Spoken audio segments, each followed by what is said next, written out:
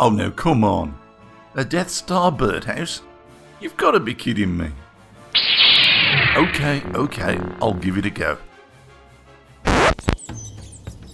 So, a birdhouse for a friend, in the approximate style of the Star Wars Death Star. That meant a globe, and this ball is quite large, hollow, and made of strong, thick plastic.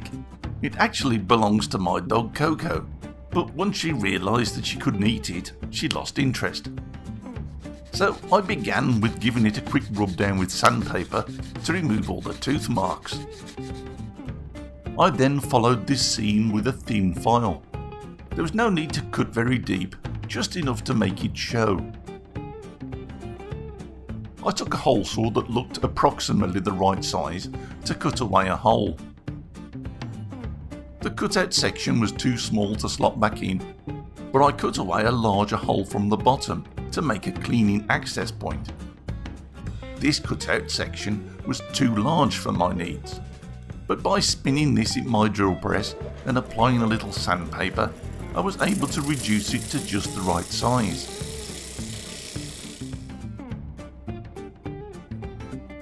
This would glue in perfectly, but first I drilled away the perfect size hole for the garden birds of choice, because, as with many things in life, one size hole doesn't suit all. Different birds need different size access holes.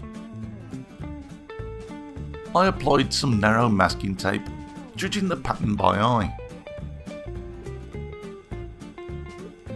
I then applied some car body filler quickly and smoothly. Actually, the trick is to get it on thin and fast, and not to use the roller straight away as I'm doing here. Let it go off a little bit and then use the roller to flatten it down. After just 5 minutes, not 10, just before the filler has fully set, the tape can be pulled away. I gave this a light sanding to remove the bulk of the texture. Then I sprayed it with some grey primer. And I guess I could have left it there, but I wasn't really feeling it. So I applied a little paint to the raised sections, and for me that was a finished birdhouse. It was big enough for the smaller varieties of garden birds, and being plastic it should be quite cosy.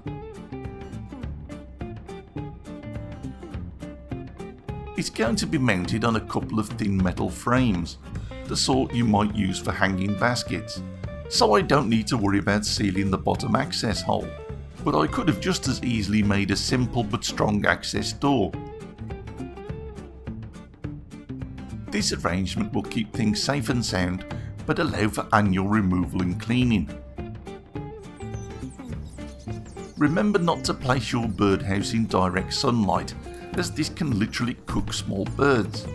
Make sure it's got a good amount of natural protection from the elements, and ideally it should be situated out of reach of next door's cat. And that's pretty much it. A simple, fully operational Death Star Birdhouse. Whee! Yes, I know, it's not the sort of thing I normally do, but I was asked, so there. So anyway guys, don't forget to subscribe if you haven't done so already. Please check out my other videos. Take care, and thanks for watching.